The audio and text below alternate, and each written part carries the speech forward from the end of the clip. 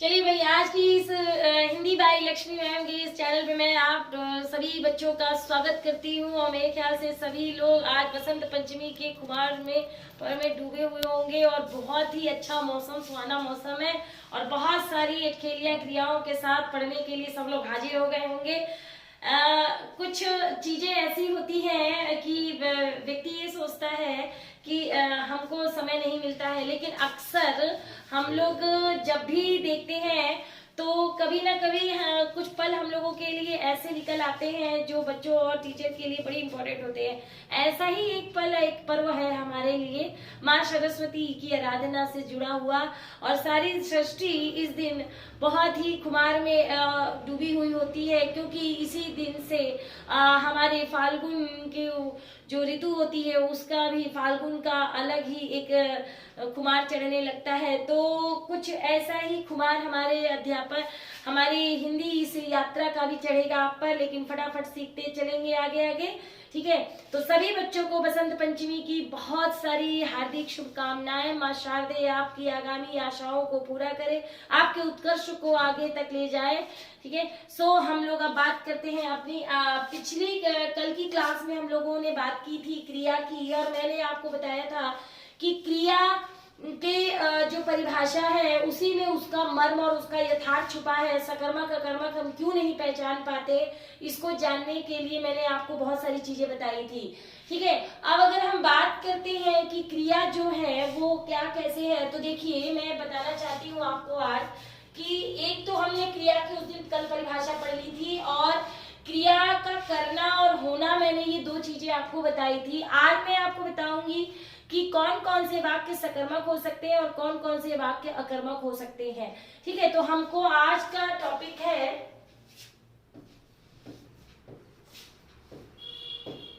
सकर्मक और अकर्मक वाक्यों में अंतर।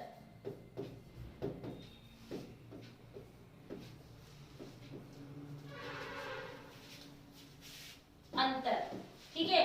अब इसको समझने के लिए सबसे पहले बेटा बहुत जरूरी है, बहुत ही ज्यादा जरूरी है कि आप ये जानिए कि कर्म किसको कहते हैं, क्रिया का आधार किसको कहते हैं और क्रिया का साधन किसको कहते हैं, ठीक है। इसके लिए हमें कारक की सहायता लेनी पड़ेगी। कारक की सहायता, मैं आपको एक चीज बताना चाहती हूँ, आपने कारक की परिभाषा पढ़ी होगी कि क्रिया से जिसका सीधा संबंध हो, है ना। पहले हम आज इसी टॉपिक पे बात करेंगे, लेकिन इससे पहले हम चर्चा कर लेंगे कि क्रिया का तीन चीजें हमें जाननी होती हैं कि कर्म किसको कहोगे, ठीक है। दूसरा, क्रिया का साधन किसको कहोगे,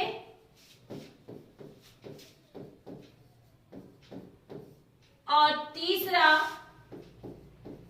क्रिया का आधार किसे कहोगे, ठीक है।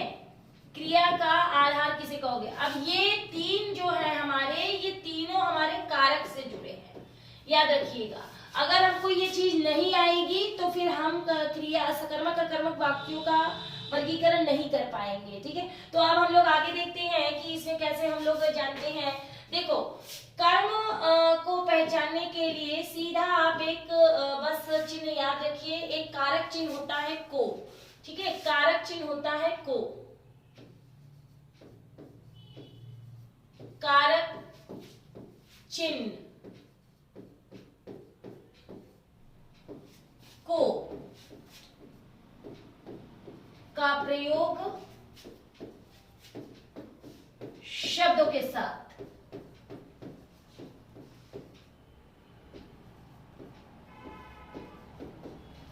ठीक है।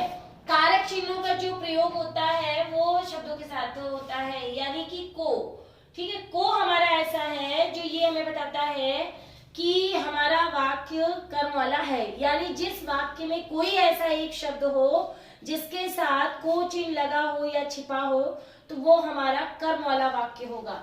जैसे हम आपको लिख के दिखाते हैं, मोहन झूले पर बैठा है,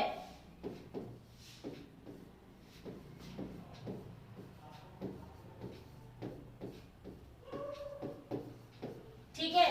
अब इस वाक्य में कर्म नहीं है, क्यों नहीं है?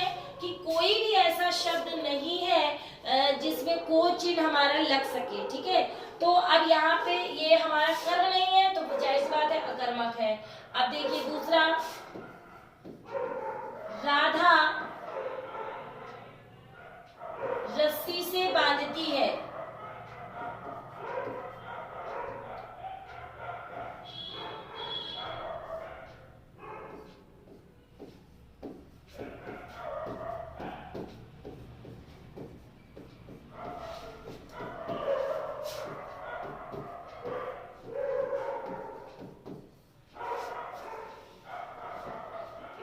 ये भी हमारा कर्म का वाक्य नहीं है।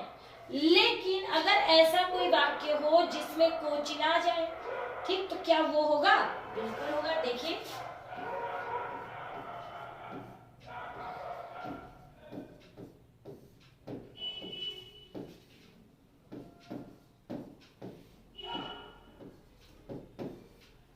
अब आप देख रहे हैं, राम पतंग उड़ाता है, ठीक है, राम पतंग उड़ाता है। अब अगर हम इसमें को लगाना चाहें तो पतंग को उड़ाता है, को लग जाएगा, तो ये हमारा कर्म है, कर्म वाला वाक्य है, ठीक है। लेकिन इन दोनों में कर्म नहीं है, ठीक है। आप देखिए, अगर हम ये कहते हैं कि जैसे सीता फल काटती है,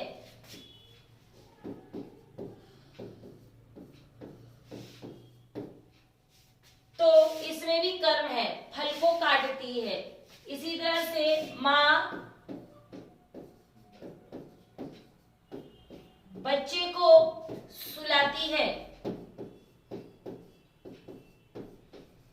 ठीक है। मैंने इसलिए आपको वाक्य लिख के बताया क्योंकि आपको जिससे सकर्मक अकर्मक वाक्यों की भी पहचान हो जाएगी। अब आप खुद देख सकते हैं कि मोहन झूले पर बैठा है, राधा रस्सी से बांधती है। इन वाक्यों में कहीं भी आप को चिन्ह नहीं लगा सकते। को नहीं लगेगा तो हमारा उस वाक्य में कर्म का कभी भी प्रारूप साबित नहीं होगा, मगर जब को लग जाएगा तो ही हमारा वो जो वाक्य है वो कर्म के आरूप में आधारित हो जाएगा।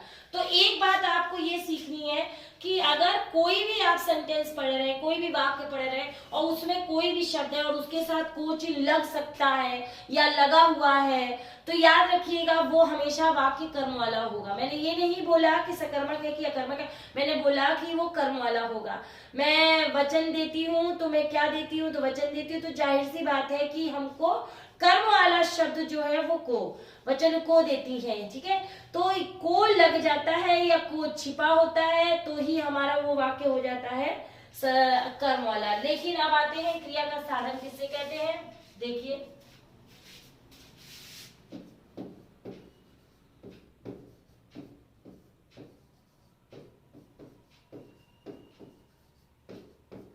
क्रिया का साधन, क्रिया का साधन की बात करें तो कर्ता अपने उद्देश्य प्राप्ति के लिए किसी ना किसी साधन की तो प्रयोग जरूर करता है। जैसे मान लो अगर हम फल काट रहे हैं तो किससे काट रहे हैं?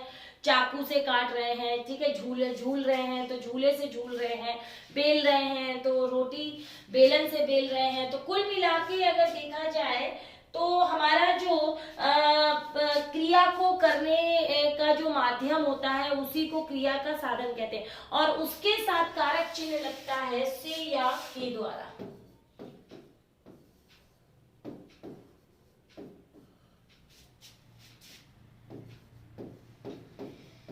से या के द्वारा, ठीक है। ज्यादातर हमारा से लगता है, जैसे मोहन पुस्तक से पढ़ता है,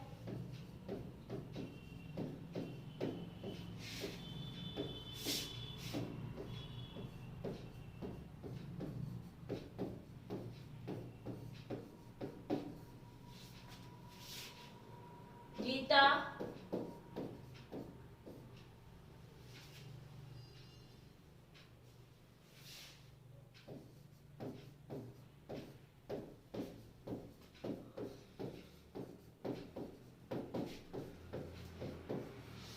ये देखिए, ठीक है। तो कुल मिला के याद रखिएगा कि हम क्रिया के साधन को कह सकते हैं जिसके साथ से या के द्वारा चिन्ह लगा हो और वो कर्ता की क्रिया को करने में सहायता पहुंचा रहा हो, यानी किसी भी उद्देश्य प्राप्ति में सहायता पहुंचाएगा तो ही वो हमारा आपका क्रिया का साधन कहलाएगा। तो ये बात आप देख रहे हैं, इन वाक्यों को आप सकर्मक नहीं कह सकते हो। क्यों नहीं कह सकते हो? क्योंकि इनमें कर्म वाला यानी को लगने का कोई चांस ही नहीं है। लेकिन हम बना सकते हैं, जैसे मोहन डंडे से गाय को मारता है। मोहन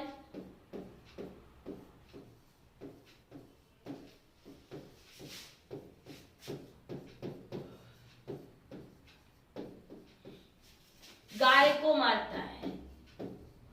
अब आप देख सकते हैं ये कर्म वाला वाक्य है, ठीक है। गीता बस से घर आती है।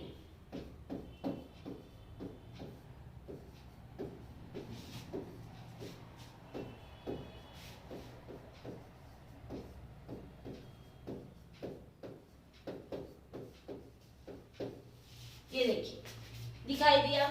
मैंने दो वाक्य लिखे दोनों तरफ, इधर वाला तो कर्म वाला वाक्य नहीं है। अब आप कहेंगे कि मैडम इसमें डंडा क्या? ये बेटा क्रिया का साधन है। क्यों कहोगे इसे क्रिया का साधन? क्योंकि से लगा हुआ है। जब क्रिया का साधन अगर हम लोग तभी उसको कहेंगे जब उसके साथ हमारी कोई क्रिया हो, मतलब उसकी सहायता से हो जाए, तभी हम उसे क्रिया का साधन कहेंगे, ठीक है।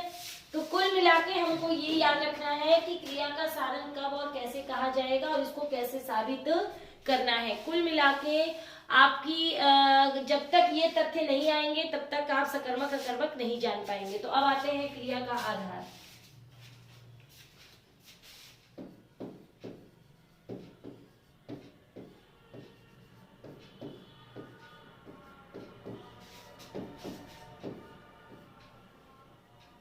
क्रिया का आधार देखिए, क्रिया के आधार में माना जाए मोटा मोटा तो समय और स्थान आते हैं।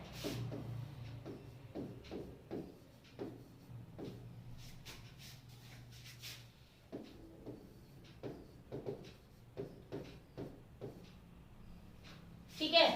अब जैसे हमने कहा मोहन रात, अच्छा क्रिया के आधार में जितने भी शब्द होंगे उनमें अधिकरण कारक चिन्ह में या पर लगेगा, या तो में लगेगा और नहीं तो पर लगेगा, ठीक है। जैसे हम लोग दो वाक्य देते हैं, बंदर डाल पर बैठा है,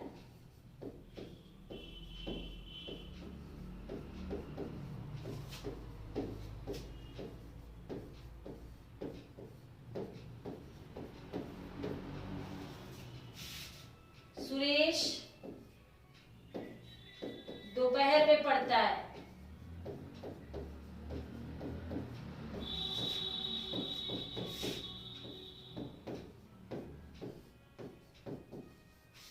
ठीक है। अब आप देख सकते हैं कि यहाँ पे अधिकरण कारक चिन्ह में और पर लगा हुआ है, तो क्या इसे आप कर्म का वाक्य कहेंगे? नहीं होगा। लेकिन बना सकते हैं, जैसे बंदर डाल पर बैठकर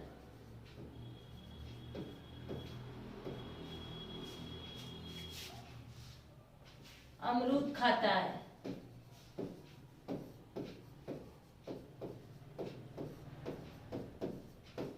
ठीक है। इसी तरह से सुरेश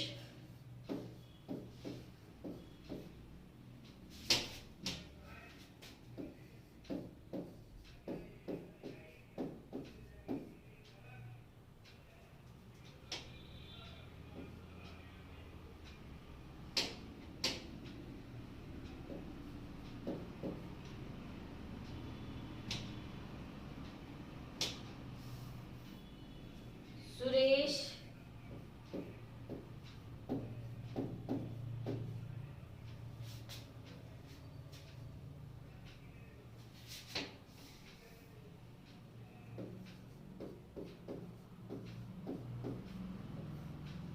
दोपहर में किताब पढ़ता है।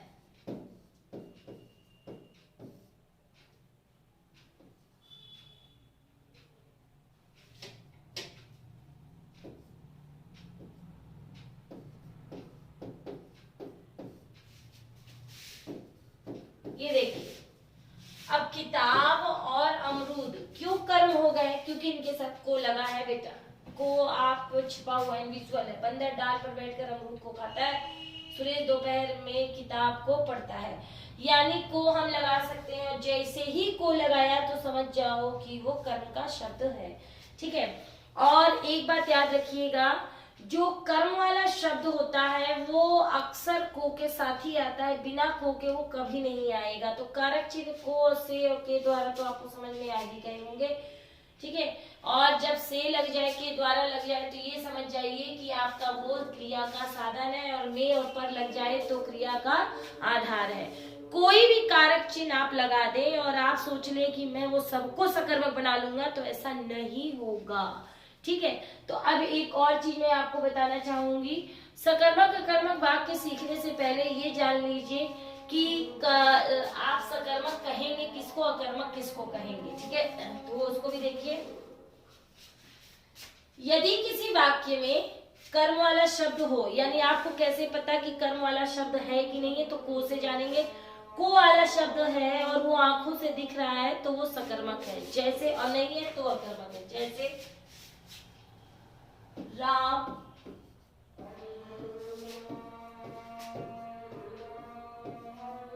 पैसे देता है, और राम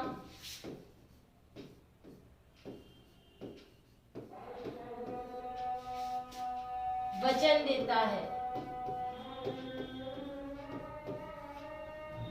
ठीक है।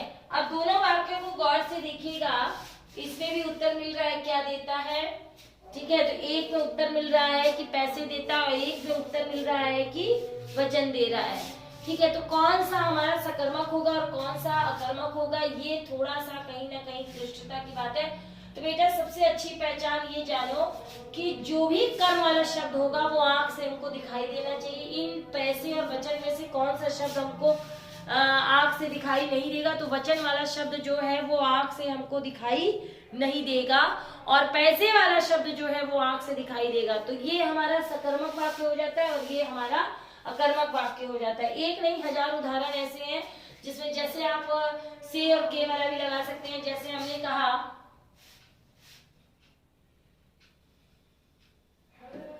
मोहन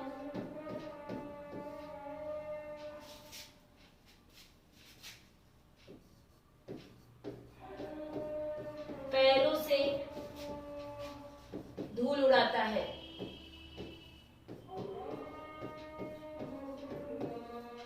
अब आप देख सकते हैं पैरों से धूल उड़ाता है, इसमें वो धूल उड़ाने का काम किससे कर रहा है, पैरों से कर रहा है। तो साधन भी है और क्या उड़ा रहा है, कर्म भी है। ठीक है।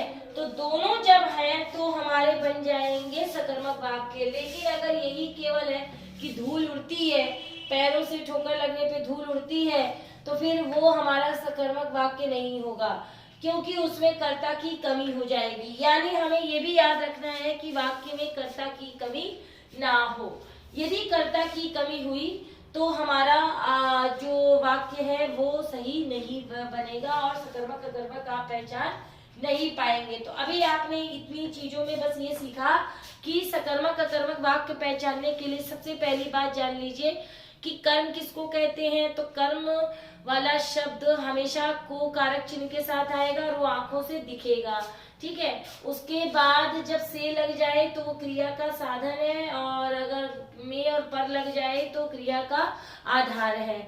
जो कर्म वाला शब्द आंखों से दिखेगा तभी वो वाक्य सकर्मक होगा, अन्यथा वो सकर्मक नहीं होगा। तो एक ये लक्षण है। दूसरा मैं आपको एक और बताती हूँ, कभी कभी हम ऐसे भी वाक्य बोलते हैं जिसमें कि कर्ता नहीं होता। ठीक है।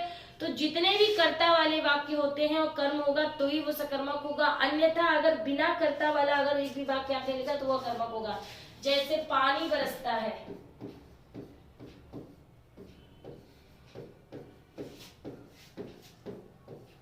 पानी बरसता है। अब आप देख सकते हैं पानी खुद एक कर्ता नहीं है। मैं कल की क्लास में ये आपको बता चुकी हूँ, सिखा चुकी हूँ कि कर्ता हमारा कभी भी जो है वो निर्जीव पदार्थ कर्ता नहीं बनेगा। सजीव जो प्राणी है वो कर्ता भी बन सकता है, कर्म भी बन सकता है, मगर बोतल, पंखा, बिजली, कपड़े, जूते ये सब कभी कर्ता नहीं बन सकते।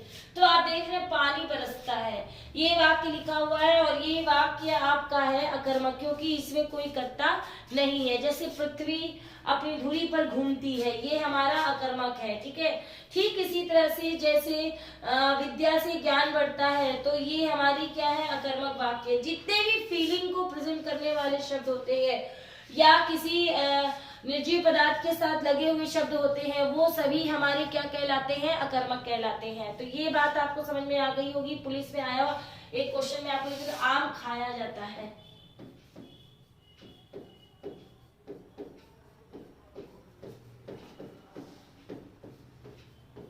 आम खाया जाता है। ठीक है, अब आम खाया जाता है, अगर आप देखिए गौर से तो आप देख रहे हैं कि आम खाया जाता में इसमें आपने देख लिया है कि इसमें भी कोई कर्ता नहीं है और आम अपने आप में कोई कर्ता नहीं हो सकता है, तो इसलिए ये वाक्य भी हमारा अकर्मक उन्होंने शो आउट किया था। तो कुल मिला के आपको ये बात समझ में आ गई होगी कि जो हमारा अकर्मक वाक्य है वो अकर्मक वाक्य हमारा तभी कहलाएगा जब वो कोई फीलिंग का शब्द हो, उसमें कोई कर्ता ना हो। ठीक है, सकर्मक के लिए बस एक ही लक्षण चाहिए, एक तो को लगा हुआ चिन्ह वाला शब्द होना चाहिए और वो हमें इन आंखों से दिखना चाहिए। ठीक है, तो बहुत सारी चीजें ऐसी हैं जिसे आप जानते हुए भी नहीं कर पाते हैं, इसका रीजन यही है। तो ये हमारे वाक्य क्या हो जाते हैं, अकर्मक। अच्छा, एक और चीज है, जैसे हम अपनी फीलिंग को अगर हम प्रेजेंट करते हैं, जैसे मेरा मन घबराता है, मुझे उलझन लगती है, मुझे ज्ञान का आभास हुआ, या इसका इस तरह के जितने वाक्य होते हैं तो वो हमारे अकर्मक ही कहलाते हैं। ठीक है, तो अगर हम दूसरा देखते हैं पॉइंट, तो दूसरे पॉइंट में हम ये लिख सकते हैं,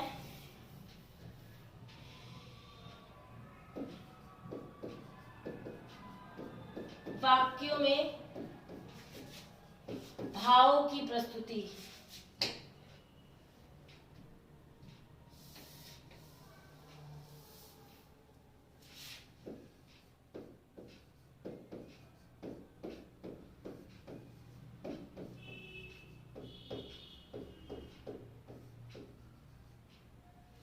वाक्यों में भावों की प्रस्तुति।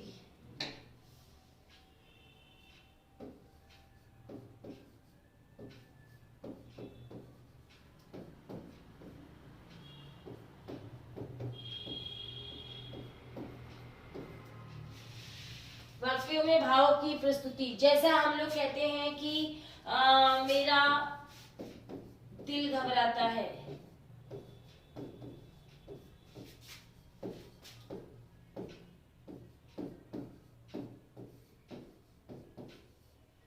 ठीक है, मुझे उलझन लगती है और उसे पीड़ा होती है, इस तरह के जितने भी वाक्य हैं, तो ये याद रखिएगा, अगर हमारा जो इसमें भाव को प्रस्तुतिकरण वाले शब्द हैं वो सारे अकर्मक होते हैं। ठीक है, लेकिन एक और मैं आपको चीज बताना चाहूंगी जो आपकी जानकारी में होना बहुत जरूरी है।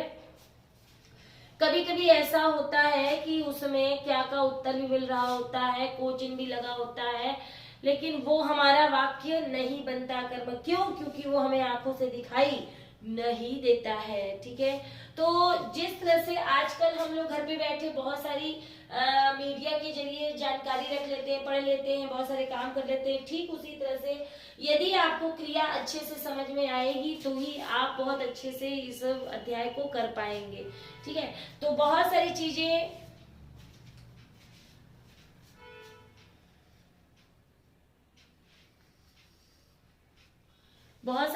जो हैं वो आपके इसमें देखते हैं कि आपको समझ में नहीं आती है। तो मैंने 2-3 पॉइंट के माध्यम से आपको ये बताने का प्रयास किया है कि कब आप सकर्मक वाक्य लगाएंगे, कब अकर्मक लगाएंगे, किसी क्रिया का साधक कहते हैं, किसे अगर कारक नहीं है। मैं आपको एक छोटा सा कार्य करके दिखाती हूँ जिसे आप समझ जाएंगे कि कारक ही इसकी जान है।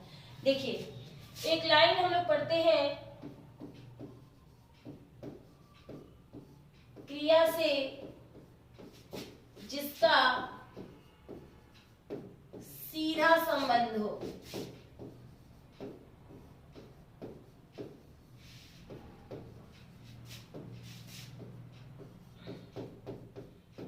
सीधा संबंध हो उसे कारक कहते हैं।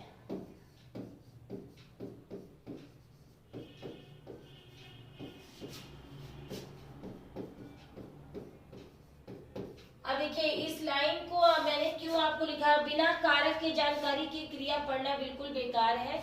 तो मैं आपको दिखाती, जैसे हमने कहा राम ट्रेन बैठा, राम ट्रेन आया, राम ट्रेन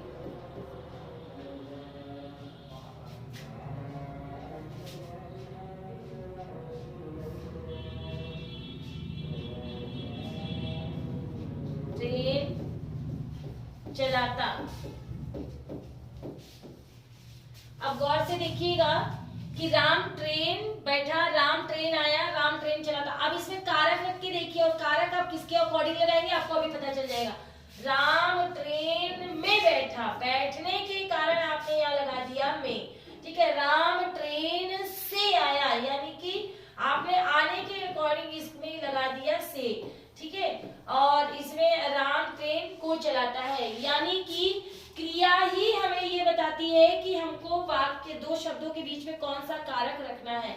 यदि क्रिया आपने सही से नहीं चयन की तो आप नहीं समझ पाएंगे कि हमें कौन सा कारक कहाँ चयन करना है और कैसे करना है, ठीक है। तो इसीलिए जो लाइन लिखी होती है क्रिया से जिसका सीधा संबंध, यानी कारक का सीधा संबंध होता है, और वो दिखता किसके साथ है, पहले वाले शब्द के साथ। जैसे मान लीजिए हम कोई दवा औषधि लेते हैं, तो उस औषधि का हमको तुरंत रिएक्शन नहीं दिखता, लेकिन उसका सबसे ज्यादा असर जो पड़ता है वो हमारे बीमारी या वो हमारे शरीर पे पड़ता है।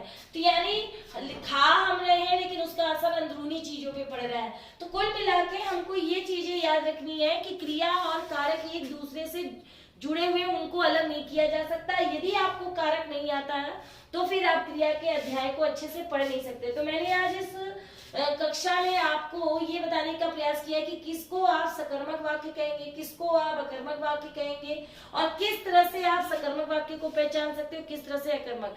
क्रिया के ये छोटे से अध्याय में केवल आपको इतनी चीजें नहीं जानकारी, अभी बहुत सारी चीजें क्रिया में पड़ी है, वाच्य है, पक्ष है, काल है, वृत्ति है, क्रिया विशेषण है, बहुत सारे ऐसे अध्याय हैं जिसे आपको सीखना है। छोटी छोटी चीजें आपको जाननी है। यदि आप ये चीजें जान लेते हो तो कुल मिला के हमको ये बात समझ में आ गई है कि हमारा जो कारक तैयार होता है वो हमारा क्रिया के अकॉर्डिंग, और क्रिया हमेशा कारक शब्द के बाद लगता है संबोधन कारक को छोड़कर। तो ये चीजें समझ में आई होंगी। तो यहाँ से आपको ये क्लियर हो गया होगा। आप इस चैनल को जब सब्सक्राइब करेंगे तो इसमें जो भी आपके बहुत सारी समस्याएं समाधान हो जाएंगी उनकी, ठीक है। तो याद रखिएगा, इस चैनल को लाइक कीजिए, सब्सक्राइब कीजिए, और जरूर से जरूर अपने कमेंट जरूर लिखिएगा ताकि मुझे भी पता चल सके कि किस तरह से आप अपने अध्ययन के कार्य को कर रहे हैं, ठीक है। तब तक के लिए इस क्लास को विराम देते हैं। अगले चैप्टर में हम लोग अगले अध्याय की बात करेंगे।